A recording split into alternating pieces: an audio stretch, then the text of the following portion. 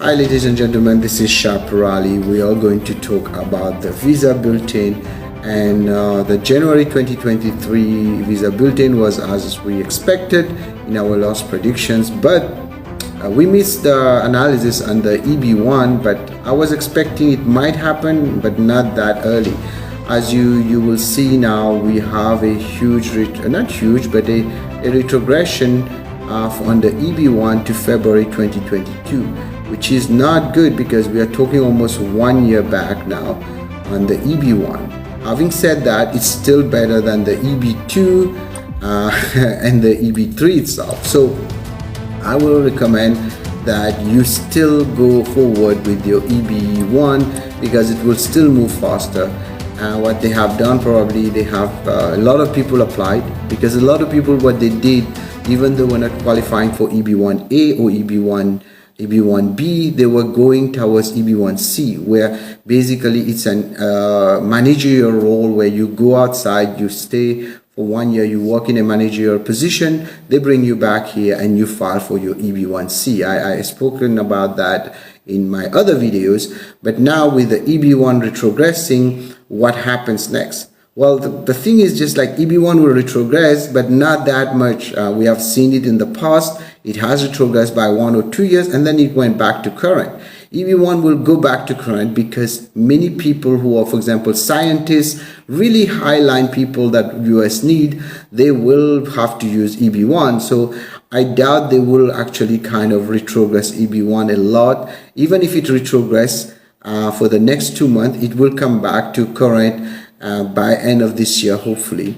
And that's my take on the EB1. As for the EB2, I don't see a much prospect until March or April, where they are recalculating basically the fiscal year. You might see a change, or if we don't see a change now, the change will happen in October.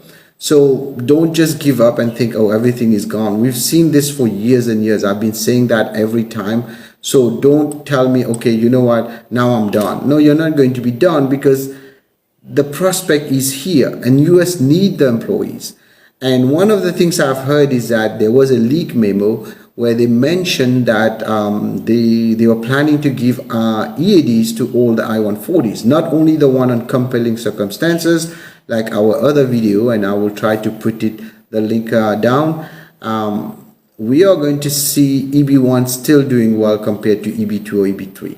As for EB3, it will stay around the same. EB2 also will stay the same next month probably. But EB1 might retrogress again.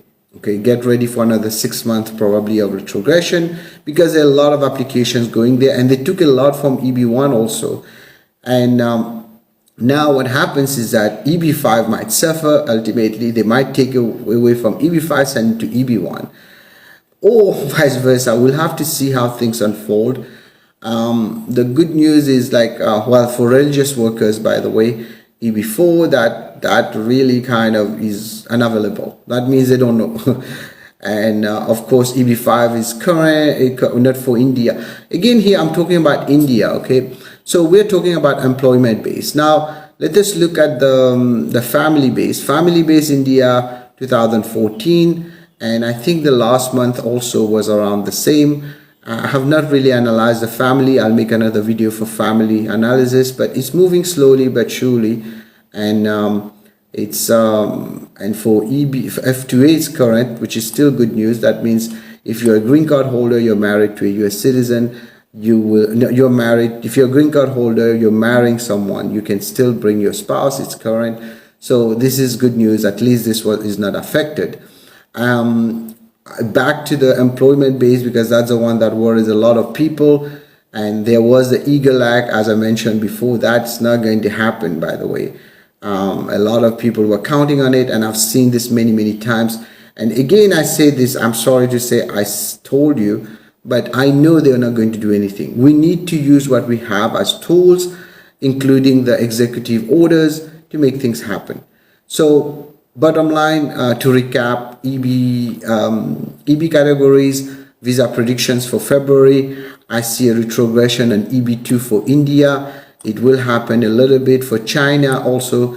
There will be the same kind of retrogression, probably another 6 months down. For EB2, it probably stay the same for India and China. and EB3 might slightly go up, but I'm not sure on that. Anything, I'm not sure anyway.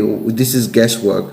It's my calculations, and a lot of people will tell me, oh, you don't use mathematical like those gurus who are not lawyers who talk on the immigration. I wonder why they are even there. But the truth is that there are a lot of factors you have to account for. For one, you're going to see a lot of political pressures. Right now, America is in good terms with India, probably because of all the situation happening. So you might see some good things, and you might see them coming up with something that will make the whole thing jump up. So that's what we are hoping. As for a change in the law, I doubt it will happen. Now you have the Republicans taking over the House. You're not going to see really much happening. So I will call on you, if you want to make a change, go to executive order like we did for the H4 EAD back in the past, and many other things. So good luck to you. If you need help, feel free to reach out. 510-742-5887. Thank you.